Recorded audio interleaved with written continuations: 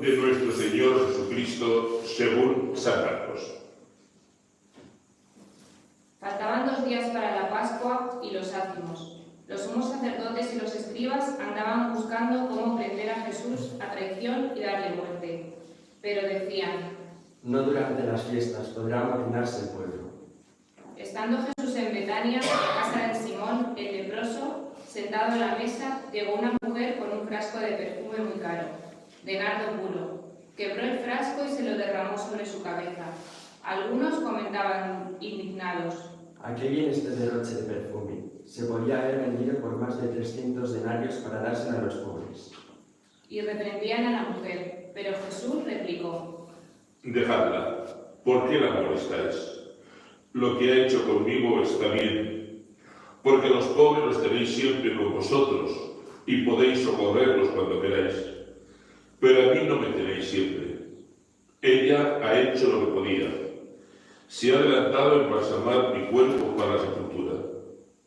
Os aseguro que en cualquier parte del mundo donde se proclame el Evangelio, se recordará también lo que ha hecho esta. Judas Iscariote, uno de los 12, fue a los sumos sacerdotes para entregarles a Jesús. Al oírlo, se alegraron y le prometieron darle dinero. Él andaba buscando ocasión propicia para entregarlo. El primer día de los ácimos, cuando se sacrificaba el cordero pascual, le dijeron a Jesús sus discípulos: ¿Dónde quieres que vayamos a prepararte la cena de Pascua? Él envió a 2 discípulos diciéndoles: Id a la ciudad. Encontraréis un hombre que lleva un cántaro de agua. Seguidlo y en la casa en que entre, decidle al dueño: el maestro pregunta, ¿dónde está la habitación en que voy a comer la Pascua con mis discípulos?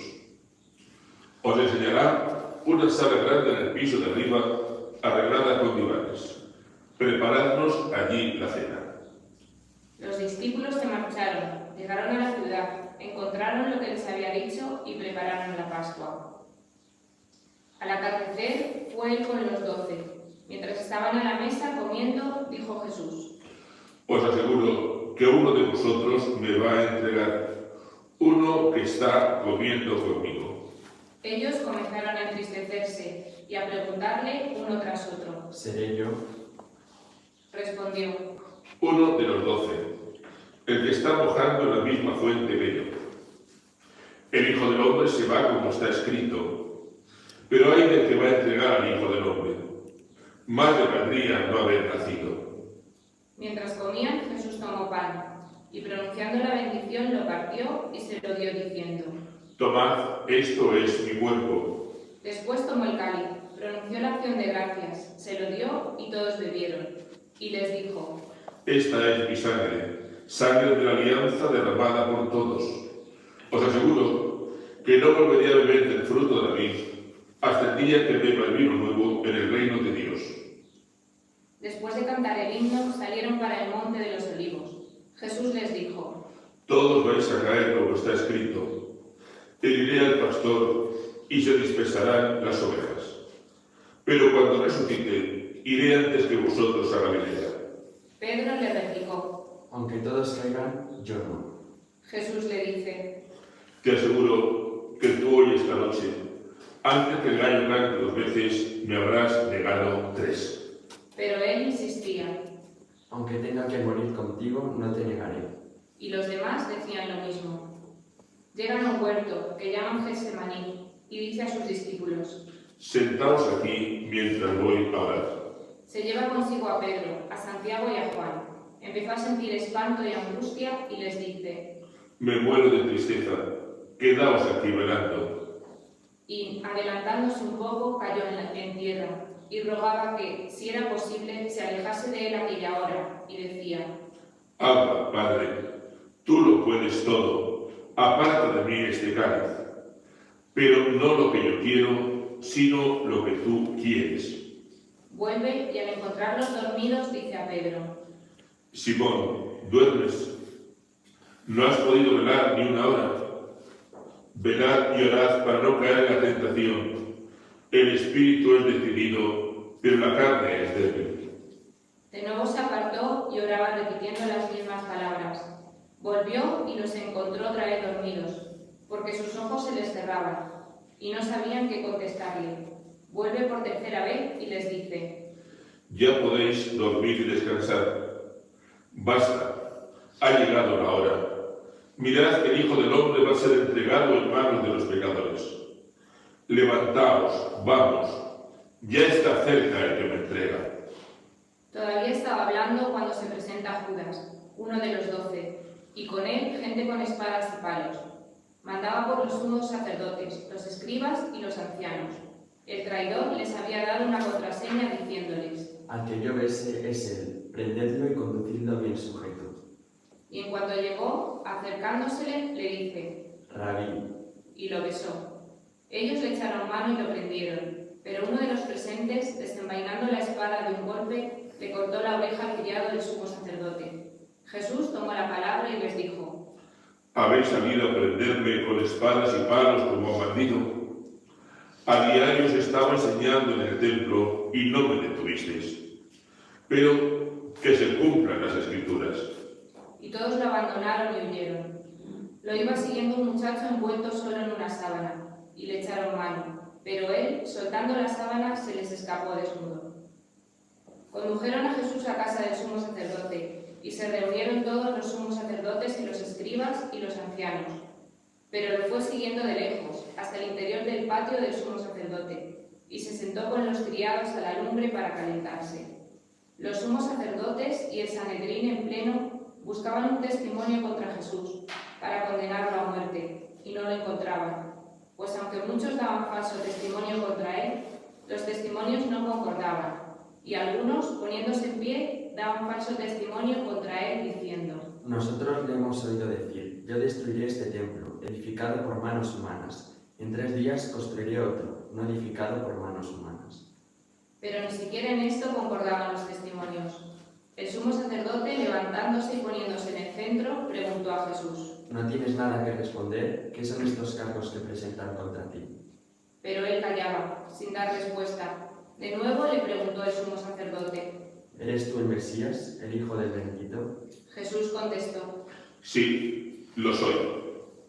Y veréis que el Hijo del Hombre está sentado a la derecha del Todopoderoso y que viene entre las nubes del cielo. El sumo sacerdote, rasgándose las vestiduras, dice: ¿Qué necesidad tenemos ya de testigos? ¿Habéis oído la blasfemia? ¿Qué os parece? Y todos lo declararon reo de muerte. Algunos se pusieron a escupirle, y tapándole la cara, lo abofeteaban y le decían: Profetiza. Y los criados le daban bofetadas. Mientras Pedro estaba abajo en el patio, llegaba una criada del sumo sacerdote, ve a Pedro calentándose, lo mira fijamente y dice: También tú estabas con el Nazareno, con Jesús. Él lo negó diciendo: Ni sé ni entiendo lo que dices. Salió fuera el zaguán y un gallo cantó. La criada, al verlo, volvió a decir a los presentes: Este es uno de ellos. Pero él de nuevo lo negaba. Al poco rato, también los presentes decían a Pedro: Seguro que eres uno de ellos, pues eres Galileo. Pero él se puso a echar maldiciones y a jurar. No conozco a ese hombre del que habláis. Y enseguida, por segunda vez, cantó el gallo. Pedro se acordó de las palabras que le había dicho Jesús: antes que el gallo cante, 2 veces me habrás negado 3, y rompió a llorar. Apenas se hizo de día, los sumos sacerdotes con los ancianos, los escribas y el Sanedrín en pleno hicieron una reunión. Llevaron atado a Jesús y lo entregaron a Pilato. Pilato le preguntó: ¿Eres tú el rey de los judíos? Él respondió: Tú lo dices. Y los sumos sacerdotes lo acusaban de muchas cosas. Pilato le preguntó de nuevo: ¿No contestas nada? Mira de cuántas cosas te acusan. Jesús no contestó más, de modo que Pilato estaba extrañado. Por la fiesta solían soltarles un preso, el que le pidieran. Estaba en la cárcel un tal Barrabás, con los rebeldes que habían cometido un homicidio en la revuelta. La muchedumbre que se había reunido comenzó a pedirle lo que era costumbre. Pilato les preguntó: ¿Queréis que os suelte el rey de los judíos? pues sabía que los sumos sacerdotes se lo habían entregado por envidia. Pero los sumos sacerdotes solimentaron a la gente para que pidieran la libertad de Barrabás. Pilato tocó de nuevo la palabra y les preguntó: ¿Qué hago con el que llamáis rey de los judíos? Ellos gritaron de nuevo. Crucificadlo. Pilato les dijo: Pues, ¿qué mal ha hecho? Ellos gritaron más fuerte. Crucifícalo. Y Pilato, queriendo complacer a la gente, le soltó a Barrabás. Y a Jesús, después de azotarlo, lo entregó para que lo crucificaran. Los soldados se lo llevaron al interior del patio, al pretorio, y convocaron a toda la compañía. Lo visten de púrpura, le ponen una corona de espinas que habían trenzado y comenzaron a hacerle el saludo. Salve, Rey de los judíos. Le golpearon la cabeza con una caña, le escupieron y doblando las rodillas se postraban ante él. Terminada la burla, le quitaron la púrpura y le pusieron su ropa, y lo sacan para crucificarlo. Pasaba uno que volvía del campo, Simón de Cirene, el padre de Alejandro y de Rufo, y lo obligaban a llevar la cruz. Y conducen a Jesús al Gólgota, que quiere decir lugar de la calavera. Y le ofrecían vino con mirra, pero él no lo aceptó. Lo crucifican y se reparten sus ropas, echándolas a suerte para ver lo que se lleva cada uno. Era la hora tercia cuando lo crucificaron. En el letrero de la acusación estaba escrito: el Rey de los judíos. Crucificaron con él a dos bandidos, uno a su derecha y otro a su izquierda. Los que pasaban lo injuriaban, meneando la cabeza y diciendo: Tú que destruyes el templo y lo reconstruyes en 3 días, sálvate a ti mismo bajando de la cruz. De igual modo, también los sumos sacerdotes comentaban entre ellos burlándose. A otros has salvado, y a sí mismo no se puede salvar. Que el Mesías, el Rey de Israel, baje ahora de la cruz, para que lo veamos y creamos. También los otros crucificados lo insultaban. Al llegar la hora sexta, toda la región quedó en tinieblas, hasta la hora nona. Y a la hora nona, Jesús clamó con voz potente: Eloí, Eloí, lama sabactani. ¿Qué significa? Dios mío, ¿por qué me has abandonado? Algunos de los presentes, al oírlo, decían: Mira, llama a Elías. Y uno echó a correr, y empapando una esponja en vinagre le sujetaba una caña, y le daba de beber diciendo: Dejad, a ver si viene Elías a bajarlo. Y Jesús, dando un fuerte grito, expiró. El velo del templo se rasgó en dos, de arriba abajo. El centurión que estaba enfrente, al ver cómo había expirado, dijo: Verdaderamente este hombre era hijo de Dios. Había también unas mujeres que miraban desde lejos, entre ellas María la Magdalena, María la madre de Santiago el menor y de José, y Salomé, las cuales, cuando estaba en Galilea, lo seguían y servían, y otras muchas que habían subido con él a Jerusalén. Al anochecer, como era el día de la preparación, víspera del sábado, vino José de Arimatea, miembro noble del Sanedrín, que también aguardaba el reino de Dios. Se presentó, decidió ante Pilato y le pidió el cuerpo de Jesús. Pilato se extrañó de que hubiera muerto ya, y llamando al centurión le preguntó si hacía mucho tiempo que había muerto. Informado por el centurión, concedió el cadáver a José. Este compró una sábana, y bajando a Jesús lo envolvió en la sábana, y lo puso en el sepulcro, excavado en una roca, y rodó una piedra en la entrada del sepulcro.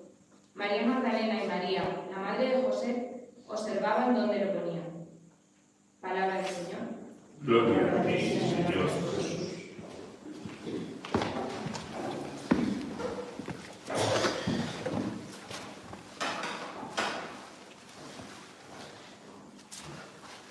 En 2 ocasiones escuchamos el relato íntegro de la pasión y muerte de Jesús. Una vez es en el Domingo de Ramos, la acabamos de escuchar, y volveremos a escuchar la pasión, en esa ocasión según San Juan, el día de Viernes Santo. Cada vez que leemos la historia de la pasión, hay gente que me dice: es que el Evangelio del Domingo de Ramos y el Evangelio del Viernes Santo, como se lee la pasión, son muy largos. No tanto. Lo que fue larga fue la pasión. Nosotros la aguantamos 10-15 minutos, pero larga la pasión. Imaginen, desde la cena del jueves hasta el mediodía del viernes, casi 24 horas, y todo lo que pasó ahí. El desprecio, la burla, la flagelación, el camino por la cruz, Cristo en tales condiciones que hasta le tienen que poner a Simón de Cirene porque ya no llegaba. Y lo que fue finalmente la terrible agonía en la cruz. Los médicos, los forenses, dicen que la muerte en cruz es uno de los suplicios más terribles, porque al final el crucificado muere en una mezcla de dolor y de asfixia. Un cuerpo colgado en la cruz es un cuerpo que pierde su capacidad de respirar. El propio peso del cuerpo hace que la capacidad pulmonar quede muy disminuida. Y la única posibilidad que tiene el reo el crucificado de respirar es hacer fuerza con las manos, levantarse un poquito y coger algo de aire. Pero levantarse con las manos supone un desgarro horroroso y un dolor tremendo. Por tanto, el crucificado muere entre el dolor y la asfixia. Por eso, era una obra de misericordia cuando los crucificados llevaban tiempo en la cruz y tardaban en morir. Era una obra de misericordia fracturar en las piernas, porque así no podían apoyarse en los pies para levantarse un poco y morían antes. Es terrible el precio que quiso pagar Cristo, el que no tenía pecado, por los pecados de todos. Miren, si Dios no podía habernos regalado la redención de 1000 maneras, Dios todo lo puede. Pero fue Dios el que quiso regalarnos la redención a costa de la muerte de su Hijo y de una muerte en la cruz, que si físicamente era terrible, moralmente la cruz era el castigo de los últimos. Para Israel, un crucificado era ciertamente un abandonado de Dios. Cristo, el Hijo de Dios, se abaja física, moralmente, para hacernos entender el amor de Dios y lo que Dios regala a su pueblo, ofreciéndole la salvación. La salvación es un ofrecimiento de Dios. Dios la ofrece. Cristo da la vida para el que quiera tomarla. La salvación se ofrece, pero no es obligatoria.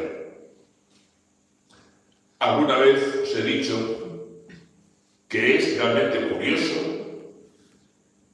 que los 3 días más fundamentales de la vida del cristiano, jueves, viernes, sábado santo, celebración de la cena, celebración de la muerte, vigilia pascual, no sean días de precepto, no lo son. Todavía hay gente que me pregunta, ¿el jueves santo hay obligación? No. ¿Son obligatorios los oficios del viernes? Tampoco. ¿Y la vigilia pascual? Tampoco. Es, yo creo, la forma que tiene Dios de decirnos, todo es gratis. El que quiera, que lo recoja.